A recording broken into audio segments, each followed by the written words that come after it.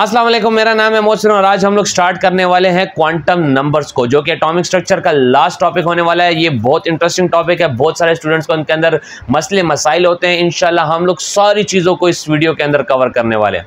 तो स्टार्ट करते हैं इलेक्ट्रॉन की डुअल नेचर से। तो देखें, नील बोर के एक स्टूडेंट थे जिनका नाम था डी ब्रॉय, लिखते इनको डी ब्रोगले हैं लेकिन पढ़ते डी ब्रॉय हैं। जब वो पीएचडी कर रहे थे तो उन्होंने अपने पीएचडी के थीसिस के अंदर ये बात डंके की चोट पे लिख दी कि यार मेरा ये मानना है कि इलेक्ट्रॉन की क्या होती है, डुअल नेचर होती है। उसकी पार्टिकल नेचर के साथ साथ, अभी तक तो सारे उसको पार्टिकल मान रहे थे, उसकी पार्टिकल नेचर के साथ साथ वेव नेचर भी होती है।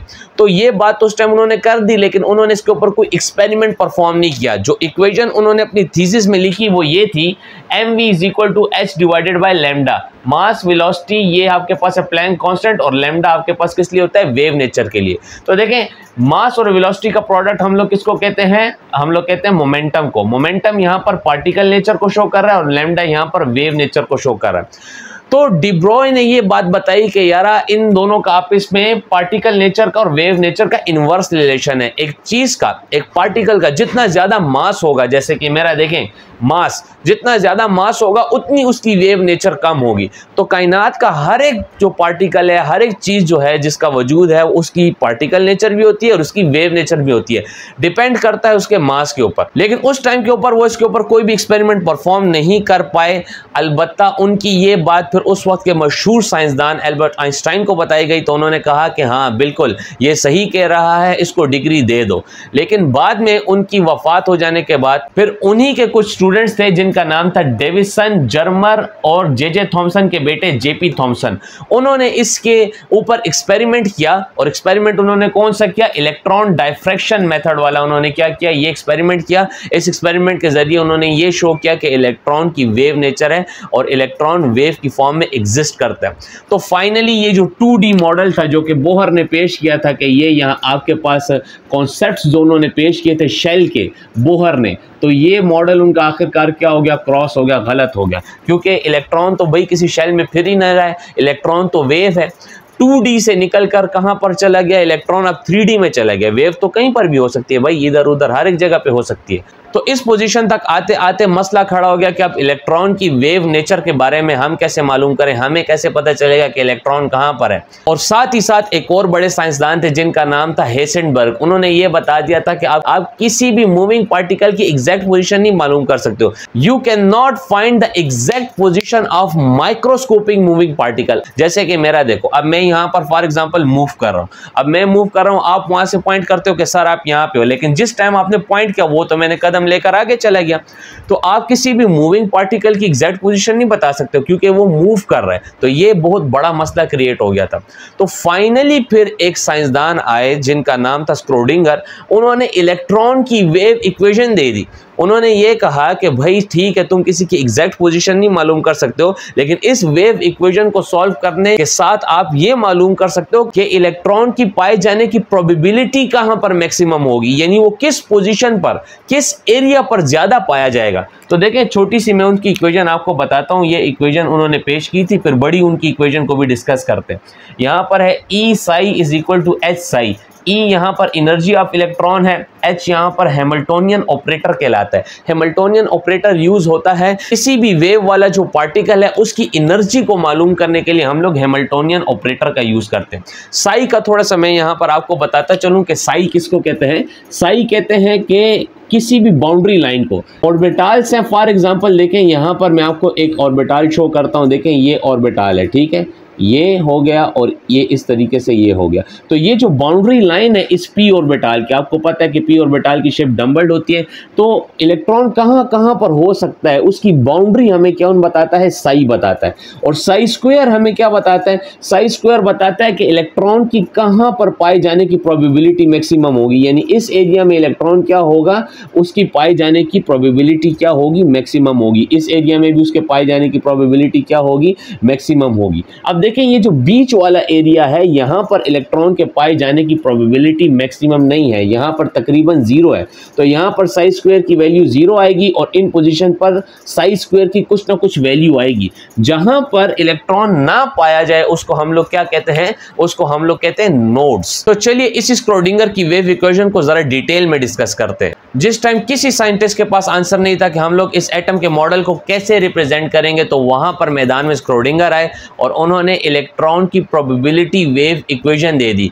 यानी उन्होंने एक नया मॉडल ऑफ एटम बना दिया। उन्होंने कहा wave mechanical model of atom या quantum mechanical model of atom. Quantum किसको कहते हैं? जब भी आप एटम के अंदर बात करते हैं ना, अंदर जाके, तो उसको हम लोग क्या कहते हैं? क्वांटम कहते हैं। तो स्क्रोडिंगर ने क्या किया कि स्क्रोडिंगर ने इलेक्ट्रॉन वेव इक्वेशन दे दी। उन्होंने कहा कि ये इलेक्ट्रॉन प्रोबेबिलिटी वेव है। इलेक्ट्रॉन क्या है भाई? प्रोबेबिलिटी वेव है। यानी आप एग्जैक्ट पोजीशन नहीं बता सकते, आप सिर्फ प्रोबेबिलिटी बता सकते हो कि कहां पर इलेक्ट्रॉन के पाए जाने की तादाद मैक्सिमम हो सकती है। उन्होंने क्या कहा? उन्होंने एक इक्वेशन पेश की। ये उनकी इक्वेशन थी d² divided by dx² plus d² divided by dy²। और ये सारी इस किस्म की लंबी उन्होंने क्या की? एक पूरी इक्वेशन पेश कर दी। उन्होंने कहा कि भाई इलेक्ट्रॉन 2D में नहीं है, इलेक्ट्रॉन कहाँ पर है? इलेक्ट्रॉन 3D में मौजूद है।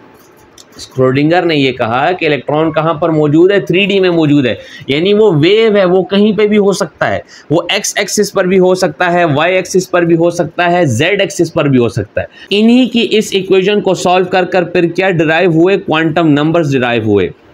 क्वांटम नंबर्स कौन कौन से हैं आपके पास? प्रिंसिपल क्वांटम नंबर जिसको n से रिप्रेजेंट करते हैं, एजीमुथल क्वांटम नंबर जिसको l से रिप्रेजेंट करते हैं, मैग्नेटिक क्वांटम नंबर जिसको m से रिप्रेजेंट करते हैं, और एक चौथा क्वांटम नंबर भी होता है जो इस इक्वेशन से नहीं आया, उसको हम लोग कहते हैं स्पिन क्वांटम नंबर। तो ये 4 क्वांटम नंबर क्या हुए? इन्हीं की इस इक्वेशन से डिराइव हो गए। NLM principal quantum number, azimuthal quantum number और मैग्नेटिक क्वांटम नंबर। तो चलिए इन्हीं क्वांटम नंबर्स को अभी हम लोग बारी बारी डिस्कस करते हैं। सो पहला क्वांटम नंबर है हमारे पास principal quantum number. Principal quantum number को हम लोग रिप्रेजेंट करते हैं n से। इसकी स्पेलिंग भी हम लोग जो आपके स्कूल कॉलेज का प्रिंसिपल होता है वही वाली लिखते हैं। इसका मतलब है हेड ऑफ क्वांटम नंबर्स, यानी सबसे बड़ा क्वांटम नंबर। तो इसको रिप्रेजेंट किससे किया जाता है? n से रिप्रेजेंट किया जाता है। अब देखें प्रिंसिपल क्वांटम नंबर में हम ये कहते हैं कि n की value 1 2 3 4 up to so on infinity तक हो सकती है, लेकिन n की वैल्यू कभी भी 0 नहीं हो सकती। यानी n की वैल्यू हमेशा क्या होगी? पॉजिटिव इंटीजर होगी। अगर n की वैल्यू 1 होगी तो हम लोग कहेंगे कि ये k शेल की बात कर रहा है। n की वैल्यू अगर 2 होगी तो हम लोग कहेंगे l शेल की बात कर रहा है। इसी तरीके से m शेल की बात कर रहा है, n शेल की बात कर रहा है, and up to so on. तो n की वैल्यू किसको रिप्रेजेंट करती है? शेल्स को रिप्रेजेंट करती है या ऑर्बिट्स को रिप्रेजेंट करती है। ये आपकी क्या कहती है? ये आपकी बुक कहती है। लेकिन असल में मैं आपको बताना चाहता हूं कि प्रिंसिपल क्वांटम नंबर किसको रिप्रेजेंट करता है? जी, प्रिंसिपल क्वांटम नंबर रिप्रेजेंट करता है साइज ऑफ ऑर्बिटल्स को। साइज ऑफ ऑर्बिटल को रिप्रेजेंट करता है या एनर्जी ऑफ ऑर्बिटल को रिप्रेजेंट करता है। ऑर्बिटल का तो आपको पता है कि ऑर्बिटल किसको कहते हैं? Orbital is the place where finding the probability of electron is maximum. Orbital वो जगह है जहां पर इलेक्ट्रॉन के पाए जाने की तादाद क्या हो? मैक्सिमम हो। और इस क्वांटम नंबर्स में देखें, क्वांटम नंबर्स को हम लोग एड्रेस ऑफ इलेक्ट्रॉन भी कहते हैं। क्वांटम नंबर्स में हम लोग तो ये डिस्कस कर रहे हैं कि भाई कि इलेक्ट्रॉन कहां पर हो सकता है। तो एक्चुअली हम लोग एड्रेस ऑफ इलेक्ट्रॉन इसमें बता रहे हैं। कुछ लोग इसको ऐसे भी डिफाइन करते हैं कि आप ये कह सकते हो कि शहर है, शहर के अंदर इमारतें हैं, इमारतें के अंदर कमरे हैं और कमरों के अंदर क्या लेते हैं? लोग। तो आप ऐसे डिफाइन कर सकते हो। शेल्स हैं, फिर सब शेल्स हैं, फिर उनके अंदर ऑर्बिटल्स हैं और फिर उनके अंदर क्या रहते हैं? इलेक्ट्रॉन्स रहते हैं। तो जैसे भी आप डिफाइन करें, दोनों तरीके ठीक हैं। तो देखें असल में ये प्रिंसिपल क्वांटम नंबर किसके बारे में बताता है? साइज ऑफ ऑर्बिटल के बारे में। तो जैसे जैसे आप शेल्स दूर जाती हैं न्यूक्लियस से, वैसे वैसे क्या होता है? साइज ऑफ ऑर्बिटल इंक्रीज करता जाता है। इसी के साथ साथ एनर्जी भी क्या होती जाती है? इंक्रीज होती जाती है। बोहर ने क्या बताया था कि इलेक्ट्रॉन जितना न्यूक्लियस से दूर होगा उतनी ज्यादा उसकी क्या होगी? एनर्जी होगी। तो एनर्जी ऑफ इलेक्ट्रॉन क्या होती जाती है? ज्यादा होती जाती है। सो नेक्स्ट क्वांटम नंबर है हमारे पास एजीमुथल या एंगुलर मोमेंटम। ये दोनों नाम इसके लिए यूज होते हैं क्वांटम नंबर। इसको हम लोग रिप्रेजेंट किससे करते हैं? L से। तो देखें इसका फार्मूला क्या है? आप इसको इस फार्मूले के जरिए डिनोट करते हो कि L इज इक्वल टू 0 और n-1। आप याद रखें कि एजीमुथल क्वांटम नंबर या एंगुलर मोमेंटम क्वांटम नंबर किस चीज़ को रिप्रेजेंट करता है, ये हमें बताता है कि एक ऑर्बिट के अंदर कितने सब ऑर्बिट होंगे। कैसे बताता है जी, देखो इस फार्मूले के जरिए बताता है। फॉर एग्जांपल आपने ये फार्मूला इसका लगाया, डिनोट इसको हम लोग किससे कर रहे हैं, एल से। आपने लगाया n is equal to first के, फर्स्ट शेल के अंदर जो एटम का फर्स्ट शेल है, तो फर्स्ट शेल के अंदर हमारे पास कितने सब ऑर्बिट होंगे, तो इसकी जगह 1 पुट करें, 1 और 1 कैंसिल होंगे तो 0 आ गया। 0 का मतलब ये है, 0 भी तो चूंकि एक नंबर है ना, हम ये तो नहीं कह सकते कि ये कोई नंबर नहीं है, तो नंबर एक नंबर आया मतलब इसके अंदर एक सब ऑर्बिट मौजूद है जो कि s। आपको पता है कि पहली ऑर्बिट के अंदर क्या मौजूद होता है, एक सब ऑर्बिट मौजूद होता है जिसको हम लोग क्या कहते हैं, s कहते हैं। इसी तरीके से अगर आप ये कहेंगे कि n इज इक्वल टू 2, यानी सेकेंड शेल के अंदर कितने सब ऑर्बिट मौजूद हैं, तो आप इसको पुट कर लें तो इससे क्या आ जाएगा, 0 और 1 आ जाएगा। 0 का मतलब ये है कि इसमें एक s मौजूद है, और 1 का मतलब ये इसमें एक p मौजूद है, यानी यहाँ पर सेकेंड आपके पास जो शेल है इसके अंदर एक s मौजूद होता है, एक p। टोटल 8 इलेक्ट्रॉन होते हैं, तो 2 और 6 कितने हो गए, 8, तो बराबर हो गए। अब नेक्स्ट आपके पास क्या है जी, 3। अगर थर्ड शेल में आपके पास मालूम करें तो थर्ड शेल में आपके पास क्या मौजूद होता है, sp-d, 3 जो है आपके पास सब ऑर्बिट मौजूद होते हैं। तो आप ये टेबल याद कर लें, बहुत इंपॉर्टेंट है, आपको पता होना चाहिए कि 0 के लिए क्या होता है, हमारे पास s सब ऑर्बिट होता है, 1 के लिए p होता है, 2 के लिए d, 3 के लिए f और 4 के लिए g। वैसे g अभी तक आया नहीं है, इतना बड़ा एटॉमिक नंबर किसी का नहीं है जिसमें g सब ऑर्बिट का यूज हुआ हो। तो देखें हम लोग इसको इस टेबल के जरिए भी बता सकते हैं कि n आपके पास प्रिंसिपल क्वांटम नंबर है, l आपके पास क्या है, एजीमुथल क्वांटम नंबर है। जब n की वैल्यू 1 थी, देखें जब n की वैल्यू क्या थी, 1 थी यहाँ पर, तो उस टाइम के l की वैल्यू क्या आई, 0 आई। तो हम लोग इसको ये कह सकते हैं कि n क्या है, 1 है, और 0 के लिए l की वैल्यू क्या होती है, 0 के लिए s होता है, तो हम लोग यहाँ पर कह सकते हैं 1s। इसी तरीके से 2 यहाँ पर पुट किया, 0 के लिए s तो 2s हो गया, फिर 2 पुट किया और 1 के लिए p होता है, जैसा कि मैं आपको बता चुका हूं, तो ये 2s 2p आ गया। इसी तरीके से यहाँ पर 3s 3p 3d 4s 4p 4d और 4f। तो आप देखें ये जो चीज़ है, ये चीज़ आप बचपन में बनाते थे 9th-10th क्लास के अंदर, ताकि आप इलेक्ट्रॉनिक कन्फिगुरेशन अच्छे से कर सके। तो ये जो फार्मूला है आपको पता है, ये इलेक्ट्रॉनिक कन्फिगुरेशन का, ये भी यहीं से क्वांटम नंबर से निकाला गया है ये फार्मूला। मैं उम्मीद करता हूँ कि आपने ये बहुत यूज़ किया होगा पहले।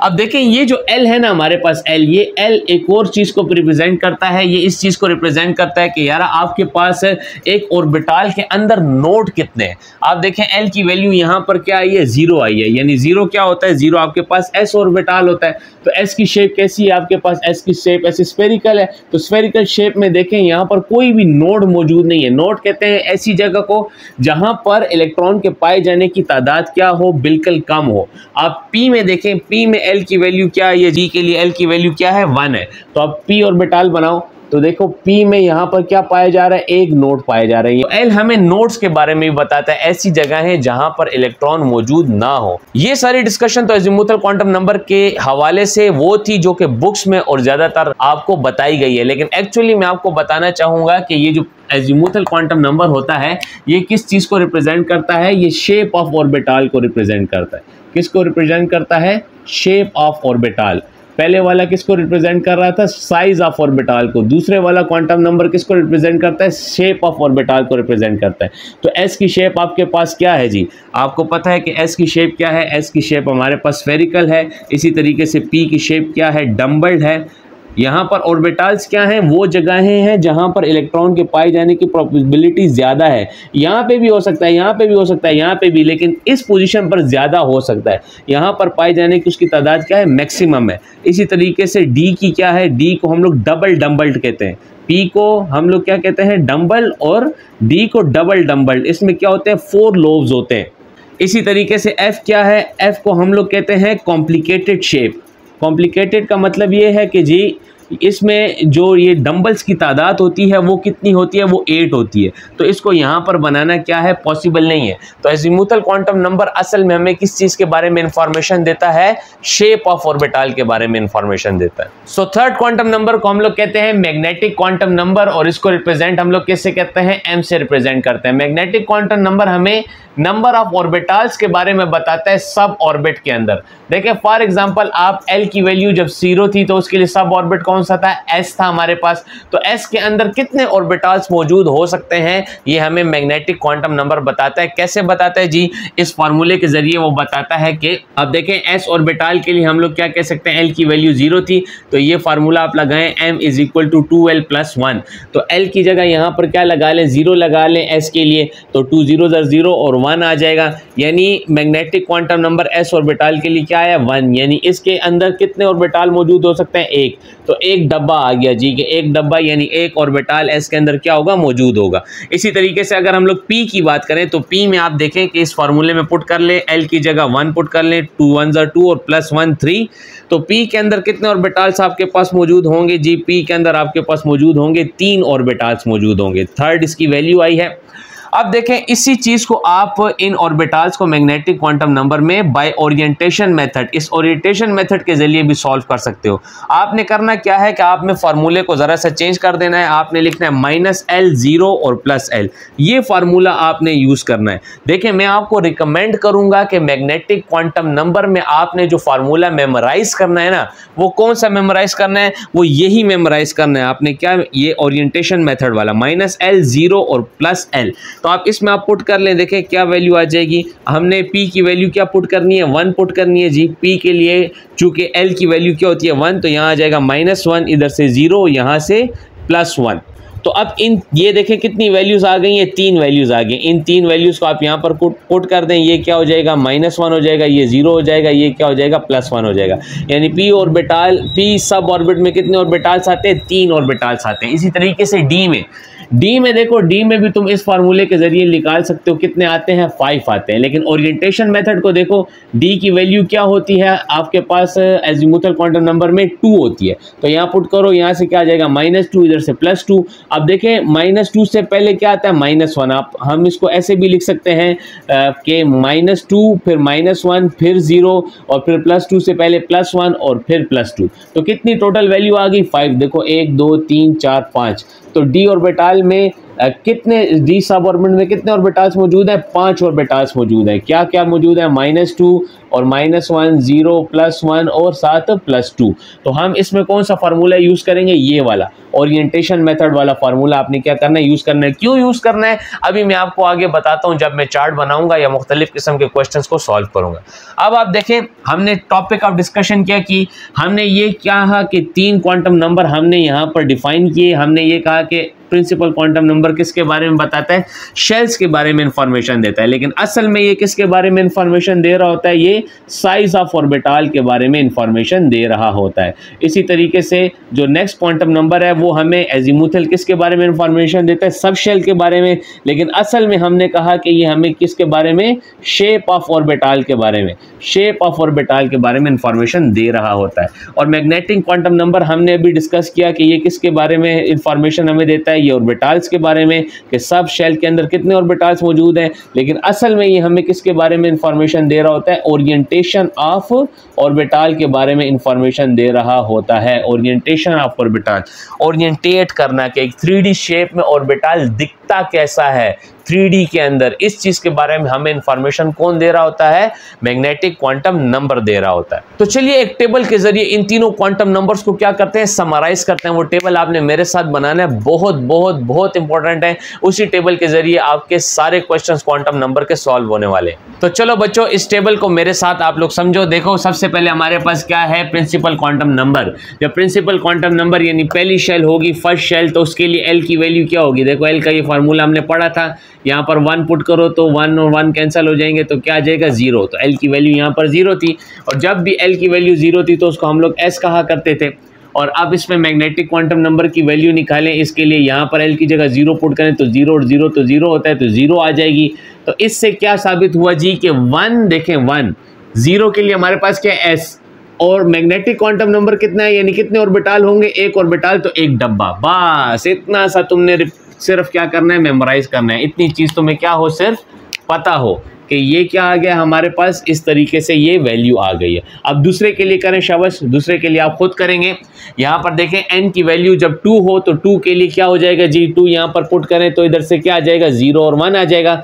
0 जब था तो उसके लिए हमारे पास क्या होता था जी, उसके लिए हमारे पास एस सब ऑर्बिटल होता था, पी के लिए हमारे पास 1 के लिए हमारे पास क्या होता था, पी होता था।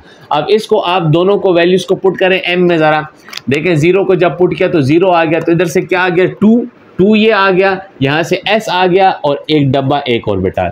इसी तरीके से पी का देखें 2 आ गया हमारे पास, और साथ ही साथ 1 के लिए क्या होता है पी, और 1 की वैल्यू जब यहाँ पुट की तो ये आ गया, यानी इसमें कितने ऑर्बिटल्स हो गए 3। तो ये हमारे पास किसके लिए आ गए, सेकंड शेल के लिए तीनों क्वांटम नंबर्स हमारे पास आ चुके हैं। इसी तरीके से थर्ड शेल के लिए देख लें, थर्ड शेल में क्या है आपके पास जी, थर्ड शेल में आपके पास सबसे पहले है ये 3 आ गया हमारे पास, यहाँ पर आपने 3 की वैल्यू पुट की तो 3 वैल्यूज आ गई हमारे पास। तो इसमें पुट करने के बाद देखें 0 के लिए क्या आ जाएगा एस, 1 के लिए पी आ जाएगा, और 2 के लिए क्या होता है डी होता है। तो यहाँ से क्या आ जाएगा 3 एल की वैल्यू अब यहाँ पे पुट करते जाए, पहले के लिए 0 आ जाएगी, 1 पुट करोगे तो ये 3 वैल्यूज आ जाएंगी, 2 पुट करोगे इस फार्मूले में तो क्या आ जाएगा एल की जगह ये वैल्यूज आ जाएंगी, तो यहाँ से आ जाएगा 3, ठीक है, ये 3 आ गया आपके पास। इसी तरीके से 0 के लिए S और इसके लिए एक डब्बा। इसी तरीके से यहाँ पर 3 आ जाएगा, 1 के लिए P आ जाएगा, और इसके लिए कितनी वैल्यूज आ गई 3 डब्बे आ गए।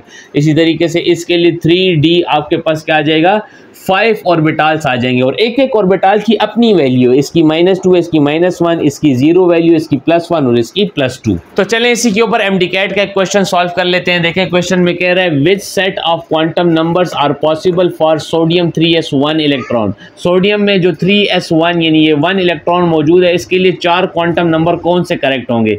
ये सारे आपके पास ऑप्शन है, आपके ख्याल से इसमें से कौन सा करेक्ट होगा ये फाइंड करना, और इस किस्म के क्वेश्चंस को सॉल्व करना बड़ा मुश्किल होता है। लेकिन ये टेबल जैसा मैंने आपको सिखाया है, इसको अगर आप मेमोराइज कर लेते हैं और इसको समझ जाते हैं तो ऐसे क्वेश्चंस आप इजीली सॉल्व कर सकते हैं। अब देखें यहाँ पर, तो देखें 3s1 इलेक्ट्रॉन के बारे में ये कह रहा है, तो 3s आपके पास क्या है जी, 3s आपके पास यहाँ पर मौजूद है। तो इसके लिए आपके पास देखें सारे क्वांटम नंबर्स मौजूद है। 3s के लिए कौन कौन से हैं आपके पास, n आपके पास n की वैल्यू है 3, l की वैल्यू इसके लिए है 0, और m की वैल्यू भी इसके लिए क्या है 0। तो ऐसे क्वांटम नंबर्स आप ढूंढ लो, ऐसा क्वांटम नंबर कौन सा आपके पास, देखें n की वैल्यू तो 3 सब के लिए है, और इसी तरीके से आपके पास L की वैल्यू 0 होनी चाहिए। तो L की वैल्यू 0 इन दोनों में तो है, इन तीनों में, लेकिन इसमें नहीं है, तो ये ऑप्शन आपके पास क्रॉस हो गया। इसी तरीके से M की वैल्यू भी क्या होनी चाहिए, उसके लिए 3s1 के लिए 0 होनी चाहिए। तो M की वैल्यू 0 कहाँ कहाँ पे, एक यहाँ पे है, एक यहाँ पे, बाकी दोनों में नहीं है, तो ये दोनों क्रॉस हो गए, ठीक है। अब इन दोनों में कंपटीशन है। अब यहाँ पर देखिए स्पिन क्वांटम नंबर के बारे में बताया कि ये -12 है, यानी यहाँ पर जो इलेक्ट्रॉन मौजूद होगा 3s में एक, वो एंटी क्लॉकवाइज क्या कर रहा होगा, रोटेट कर रहा होगा, जबकि यहाँ पर ना प्लस है ना माइनस है। जब प्लस और माइनस ही नहीं है तो यानी ये कुछ भी नहीं है, ना एंटी क्लॉकवाइज है ना क्लॉकवाइज है, तो ये क्रॉस हो जाता है। तो करेक्ट ऑप्शन आपके पास क्या आ जाता है, ए आ जाता है। इसी के साथ साथ स्पिन क्वांटम नंबर को भी डिस्कस कर लेते हैं। जैसा कि आपको पता है कि स्पिन क्वांटम नंबर किसको कहते हैं कि इलेक्ट्रॉन या तो क्लॉकवाइज घूम रहा होता है या तो एंटी क्लॉकवाइज घूम रहा होता है। क्लॉकवाइज को हम लोग +12 की तरह रिप्रेजेंट करते हैं और एंटी क्लॉकवाइज को -12 की तरह। ऑर्बिटल में हम इलेक्ट्रॉन की मूवमेंट कैसे शो करते हैं कि एक क्लॉकवाइज फिर रहे एक एंटी क्लॉकवाइज। अगर दोनों क्लॉकवाइज फिर रहे होंगे तो आपको पता है कि इलेक्ट्रॉन का चार्ज नेगेटिव होता है, तो एक दूसरे को रिपेल करेंगे। यही वो रीज़न है कि एक ऑर्बिटल के अंदर दोनों इलेक्ट्रॉन्स रह सकते हैं, क्योंकि दोनों की स्पिन अपोजिट होती है, एक दूसरे का इफेक्ट वो कैंसिल कर देते हैं। सो क्वांटम नंबर के ऊपर पूछे जाने वाला MDCAT में क्वेश्चन एक ये भी था कि find the number of electrons, कि कितने नंबर ऑफ इलेक्ट्रॉन्स मौजूद होंगे जब n की वैल्यू 2 होगी, m की वैल्यू 0 और s की वैल्यू +12 होगी। तो सिंपली आप इस टेबल के ऊपर आ जाएं जब n की वैल्यू 2 है। तो देखें जब n की वैल्यू 2 है तो उसके लिए इसने कहा है कि m की वैल्यू क्या हो, 0 हो। तो m की वैल्यू 0 के लिए क्या है जी, ये है, यानी ये और ये कंडीशन उसने दी है। और उसने उसमें कहा है कि नंबर ऑफ इलेक्ट्रॉन्स बताओ। तो s के अंदर यानी कि इस s के अंदर कितने नंबर ऑफ इलेक्ट्रॉन्स यहाँ पर मौजूद होंगे, यहाँ पर 2 नंबर ऑफ इलेक्ट्रॉन्स मौजूद होंगे। इसी तरीके से m की वैल्यू 0 देखें यहाँ पर भी है, m की वैल्यू n में जो 0 है वो इधर भी मौजूद है, यानी ये -1, ये 0 और ये +1। तो यहाँ पर भी 2 इलेक्ट्रॉन्स आ गए। तो टोटल कितने इलेक्ट्रॉन्स हो गए, 2 और 2 4। तो 4 करेक्ट ऑप्शन है, नहीं 4 करेक्ट नहीं है, उसने +12 बोला है। प्लस हाफ माने यहाँ पर हम यहाँ से एक इलेक्ट्रॉन ले लेंगे और एक इलेक्ट्रॉन यहाँ से ले लेंगे, तो क्योंकि एक क्लॉकवाइज है और एक एंटी क्लॉकवाइज है, तो जस्ट उसने क्लॉकवाइज का बोला है, तो एक इलेक्ट्रॉन यहाँ का एक यहाँ का, तो 2 इलेक्ट्रॉन्स हो गए, तो टोटल कितने इलेक्ट्रॉन्स होंगे? 2 इलेक्ट्रॉन्स होंगे। तो ये हमारा क्वांटम नंबर के ऊपर फुल फ्लेज लेक्चर था जिसमें हमने हर एक चीज को कवर किया है। आपसे ये गुजारिश है कि आप मेरे इस चैनल को सब्सक्राइब करें और अपने दोस्तों के साथ शेयर करें।